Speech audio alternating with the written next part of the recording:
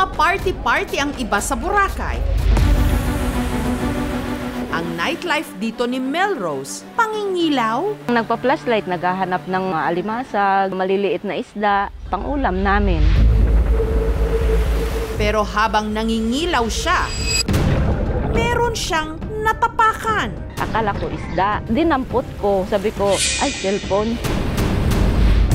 Ang cellphone, ibinabad niya sa bigasan ng 1 linggo para raw matuyo. Tinakpan ko para matuyo, pero kinain pa rin namin yung bigas kahit na medyo nangamoy na kasi wala na kami pansaing. Hindi sa lahat ng mga gadgets ay applicable na ilagay lahat sa bigasan. May mga substances na nakaka-corrosion tsaka nakakapag-short ng circuit. At pina-repair nila ito. Maya-maya pa, ang cellphone. Yung wallpaper, ito siguro yung may-ari. Ano kaya ang gagawin ni Melrose sa napulot niyang mamahaling cellphone? Street sweeper at tagalinis sa dagat ng Boracay si Melrose. Sa isang araw, yung sahod ko is 375. May 3 akong anak na pinapakain. Pag nangangailangan ng pera yung mga anak ko, pangbayad sa school, wala akong pera. At minsan na rin daw siyang nawalan ng cellphone. Noong 2018, ninakaw yung phone ko, kaya masakit sa pakiramdam. Gusto ko rin sana na magkaroon ng sarili kong cellphone kasi yung cellphone na ginagamit ko, inutang ko para may magamit yung anak ko. Pero hindi raw niya kayang pag-interesan ang napulot na mamahaling cellphone. Di bali maghirap tayo, wag lang tayo magnakaw o mangangkin ng hindi sa atin. Kaya pinag-desisyon na ibalik na lang. Naisipan ng pamangkin niya na i-post ang natagpuan nilang cellphone online. Nagbabaka sakali ako na baka nandun yung may-ari or may nakakakilala sa may-ari, kaya doon ko naisipang i-post. At makalipas lang ang 1 oras, nag-message na sa kanila ang nagpapakilalang may-ari raw ng cellphone. Ang 24 anyos na law student na si Nona. So yung phone nakatulong din siya sa akin kasi nagbebenta kami ng stuffed toy. Yung phone na yun, pinag-ipunan ko talaga siya. Ang bagong cellphone daw yun ni Nona, sakto sa kanilang Boracay trip noong Mayo. Yung 2 kasama ko naman, na-excite sila, gusto na nila mag-swimming. So tumakbo sila, tapos tumakbo din ako. Pagbalik namin sa hotel, doon ko lang na-realize na wala akong cellphone. Sobrang praning ako nun. Nakakonect dun yung mga bank account ko. Tinatawagan ko lang na tinatawagan. Tapos patay na talaga siya. Naroon pa man din ang pictures ng kanyang boyfriend na nasa military training ngayon. Sobrang sakit talaga na nawala yung phone. Mga screenshot pa ng mahuli namin video call. Pati mga picture pa niya bago siya pumasok talaga sa training. Nakasave dun.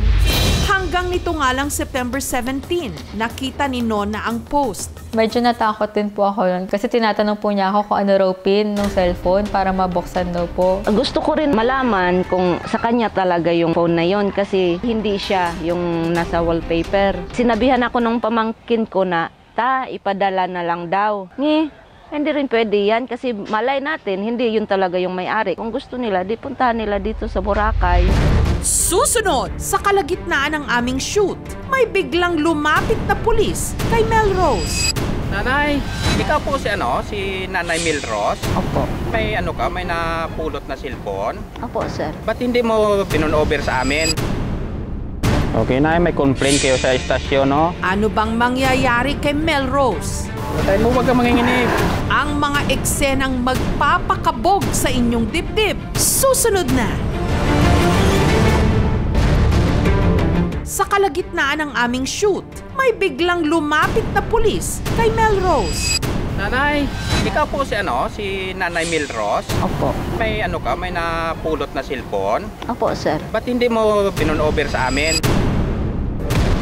Sa tubig kasi ito, sir, nakuha. Pinatuyo ko muna, nilagay ko sa bigasan. Sana tinun-over nyo sa pulis para sila maghanap o makontak yung may-ari na yan.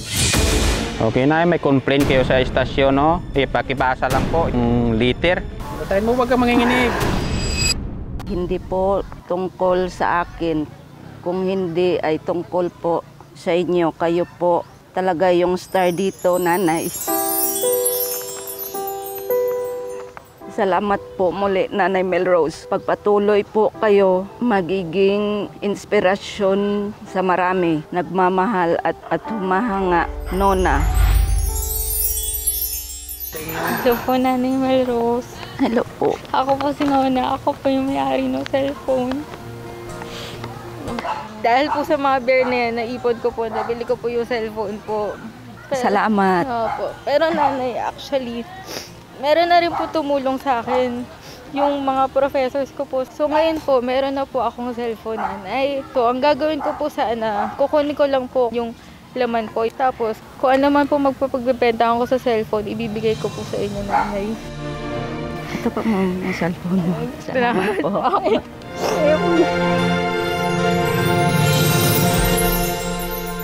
Dahil sa katapatan ni Melrose, pati ang local government unit ng Malay, hinandugan siya ng sorpresa. In behalf of the local government unit of Malay, meron kaming ibibigay ni reward sa'yo. So ito ay magagamit mo, ito ay cellphone.